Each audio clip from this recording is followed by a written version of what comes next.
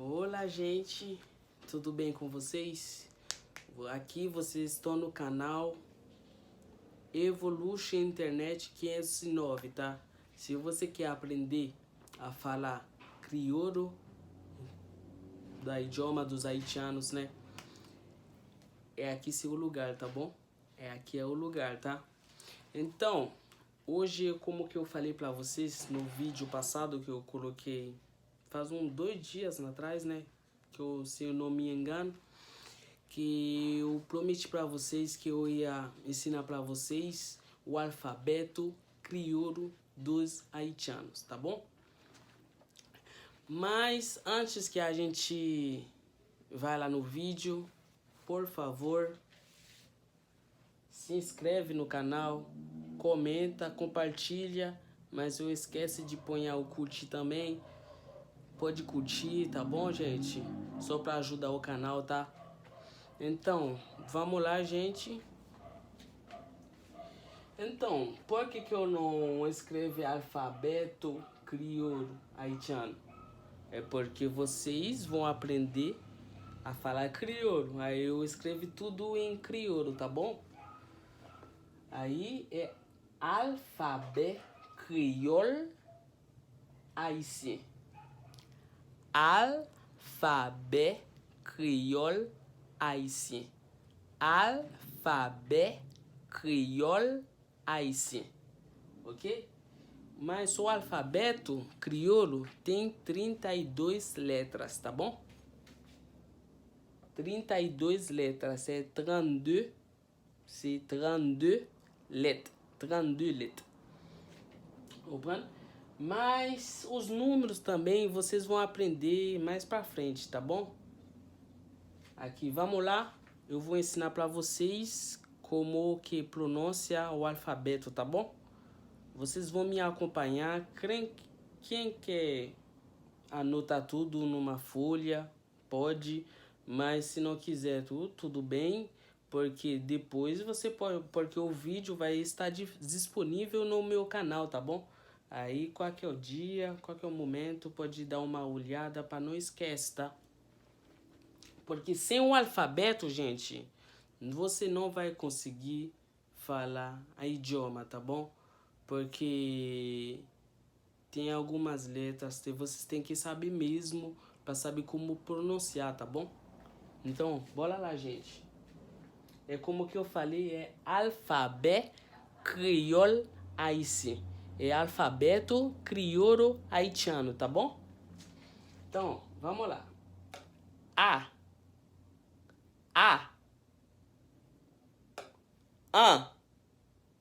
An. B. U você pode falar B.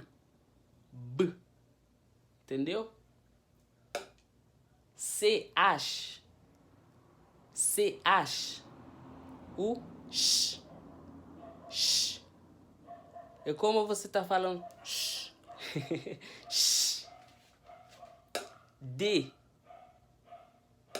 E. N.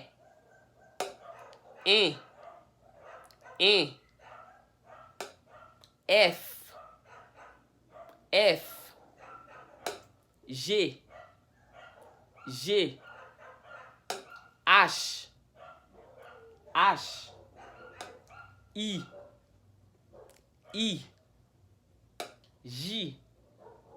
J. K. L. M.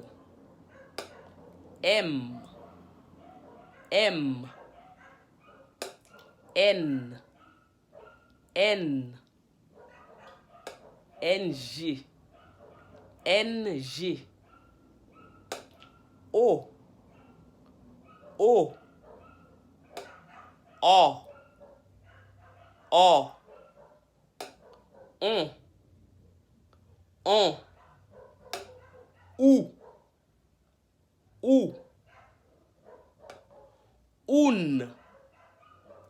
Un. P. Pode falar R, R, S, S, T, T, oui, oui, V, V, W, W, Y, Y, Z, Z. Então é isso, gente. É 32 letras, tá bom? Mas não preciso repetir mais uma vez, porque depois você pode voltar o vídeo para trás, entendeu? Para você ver como pronuncia, tá bom? Mas o alfabeto do crioulo é complicado, mas não é tão difícil, não. É só para saber como pronunciar mesmo.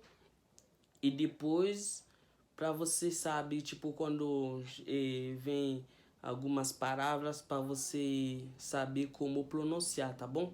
Porque qualquer idioma, se você vai aprender, gente, você tem que aprender o alfabeto, entendeu? Tipo, igual eu também, quando eu aprendi o português, antes de aprender o português, eu aprendi primeiro o alfabeto do português, tá bom? O português brasileiro, tá? Então era isso, gente. Não esquece, gente, deixa o like, compartilha, inscreve no canal, gente, tá bom? Porque isso ajuda o canal a crescer mais ainda, tá? Entendeu, gente? Porque sem vocês eu não sou nada, sem eu também vocês não vão poder aprender a idioma, tá bom, gente? Era só isso. E depois vou colocar o vídeo vai ser um pouquinho mais longo, porque nesse vídeo também eu vou colocar o alfabeto do português para os haitianos também, porque os haitianos estão interessados mesmo para aprender o português também, entendeu? Mas muito obrigado. Vocês não vão se arrepender. Inscreve no canal, tá bom, gente? Sa gen la tout haïtien yo. Ok. Kounye la nou pral apren alphabet portugais. On prend portugais Brésil. Parce que gen portugais pour Brésil, gen portugais pour Portugal. On prend? Nou pral apren alphabet portugais Brésil. On prend? Bon. Nou pa fon pil pale an toal nan video. Ok.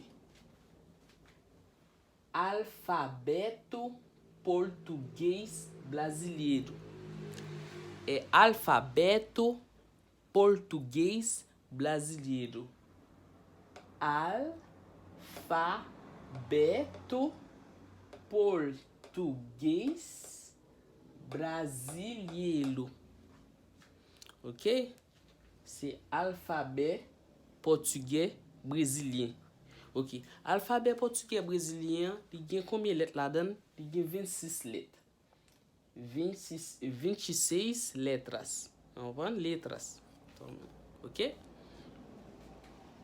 Bon, m konen nou haïtien, gwen jom ka ene fonti bege sou bay la, da tale nou di la, se wa m konan, bon. E rese, e l'homme ki fel, li pa kalot, pa e bon di pa kon fe e re. Wopren? Bon, nan video a, nou ka we kom si alphabet portugais li pa komplike, se selman e prononciasyon ki pa preske même jan ensemble avec panou qui se créole là, tant que panou très compliqué, alphabet créole là, tant que alphabet portugais li presque sous style français. On prend parce que pour parler français bien, ou un petit gens adapté plus rapide ensemble avec alphabet et portugais. OK? nous pral wè différence là, les pral prononcer yo là, et puis n'a tout accompagner tout. Bon, et même j'aime te dit pour brésilien yo, on prend, et même j'aime te dit pour brésilien yo, souvle, bon, souvle ka écrit non papier, sou pas vle tout, bon, ou gen téléphone nan mon, de pour abonner ensemble avec Chanel là, ou ka toujours et aller sur Chanel moyen pour ka toujours garder comment vous prononcer parce que ou pas ka apprendre aucune langue sans ou pas qu'on alphabet langue nan. De ou pas qu'on alphabet langue nan et comme si ou pas qu'on rien. On prend ou pral apprendre très médiocre. On a dit c'est A, nous ka wè comme c'est très facile, c'est A B C D E F. Nous avons une différence là. F. Bon, pour nous un petit gens prononcer chaque lettre rive sou yo, nous pral un petit gens mettre pour nous et pour nous ouais comment pour nous prononcer. Excusez. F.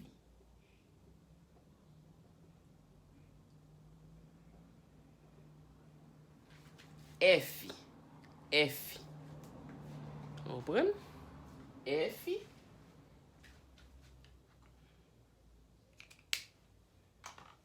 On a commencé. C'est A, B, C, D, E, F, F, G, H, H, H.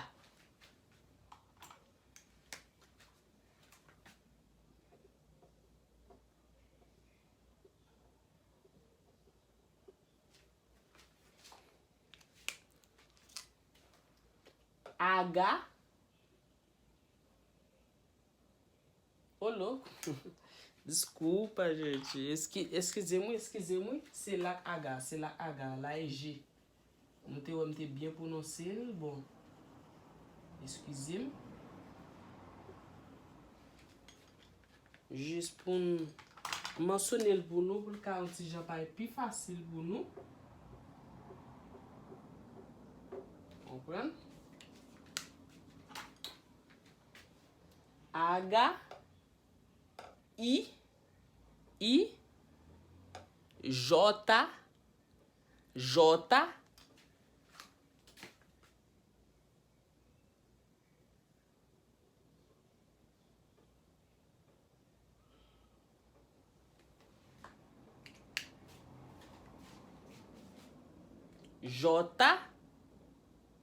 K,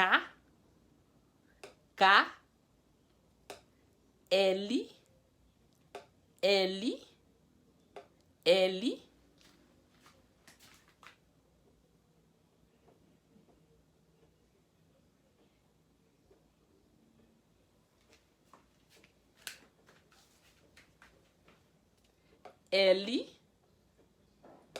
M, N,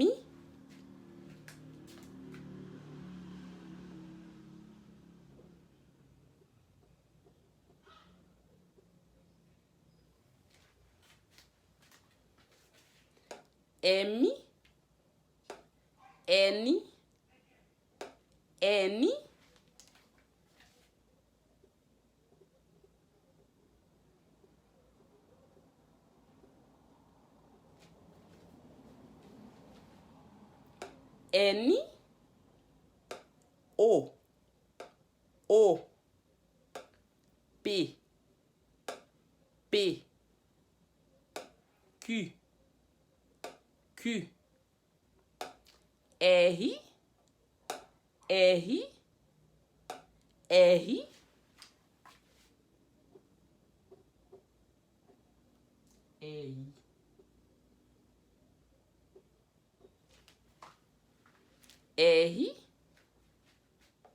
S,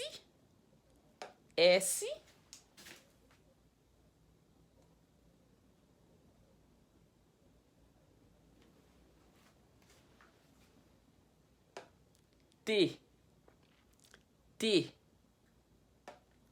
U,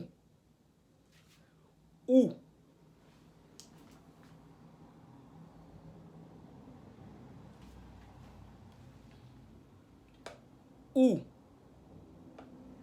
V, V, W, W, W, W,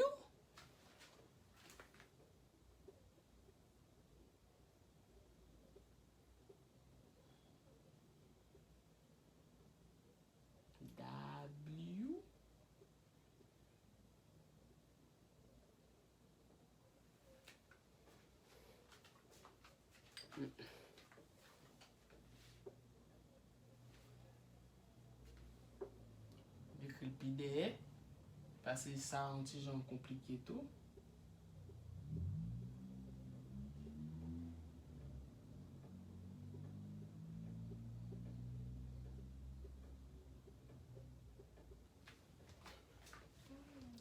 W, W, X, X,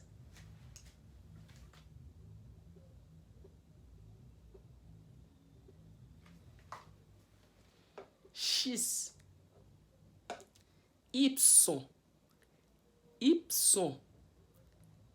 Y,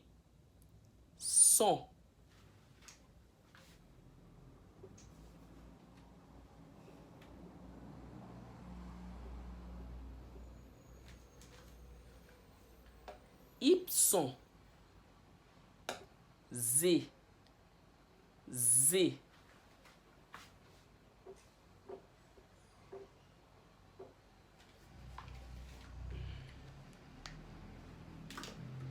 bon, nou ka wè kom si alphabet portugais a, li yon ti jan komplike. E sa pou fè manote sa ou pou nou, pou l'ka yon ti jan pa et pi fasil pou nou ka pronosil. Kompren? E kom, e jam te di nou an, o alfabeto português brasileiro tem 26 letras. Kompren? E pou numéro yo tout, bon, on lot vidéo m'bral fè, m'bral montre nou comment yo di numéro yo, même jan tout, m'bral mette pour brésilien yo tout. Kompren? Bon. O alphabet portugais brésilien gen 26 lettres qui c'est A, B, C, D, E, F, G, H, I, J,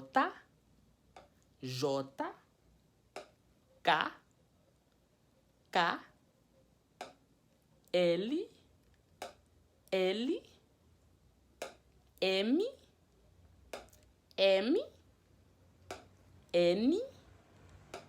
N, O, P, Q, R, S, T, U, V, W, X, Y, Z. Bon, pour aujourd'hui, et ça la pied. Vous comprenez? Bon, semaine cap vini. Et jeudi, je parle travail. Ça fait un temps ça pour me faire vidéo ça. Semaine cap vini, nous pral bail pour numéro yo. Mais avant ta bail pour numéro, on envie faire une phrase ensemble avec lettre yo, même gens comme si pour brésilien yo. Os brasileiros também e antes que eu ensinar para vocês os números, eu tenho que fazer uma frase em cada letra que eu ensinei para vocês e no alfabeto crioulo, tá bom? igualmente que eu vou fazer também para os haitianos, tá? Pour haïtien yo, bem, e ça me dit non, il me traduit pour brésilien yo. Comprendre? Elle dit m'bral font phrase à chaque lettre yo. L'aime fin fait phrase là ensemble avec yo, comprendre? Après pour montrer nous pour numéro yo comment yo dit numéro yo en portugais. Bon, tout haïtien quittez like là moi, comprendre pouce bleu à quitter. Inscrit dans channel là, ça va coûter un good. C'est connaissance ou supposé à pas apprendre. Bon, tout autant exister, faut à pas apprendre. Bon, et comme si m'te dit dans l'autre vidéo, bon, ap gen nouveau inscrit dans channel là tout. Pays nous pas bon, tout autant qu'à apprendre une langue, c'est apprendre ni. Bon, pas me connaît tout, ou qu'à fin apprendre ni là et puis ou dégager dans langue nan. Parce que depuis pas Brésil, ou pas parler langue nan, pour ta parler là vrai. Mais depuis qu'à dégager blanc et comme ça, depuis qu'à dégager y a beau passer. Ça est clair. On prend mais pas tout côté non, on connaît ba yo gen ti raciste là dedans tout parfois, mais y a beau passer. On prend occasion une organisation là tombe Haïti là blip bon, c'est brésilien qui la donne. Bon tande là ou parler portugais là ou tout passer. On prend bon. Inscrit dans channel là, commentez, partagez, OK? Bon, prochaine fois après, OK, gente? Ciao, ciao. Boom. Hey!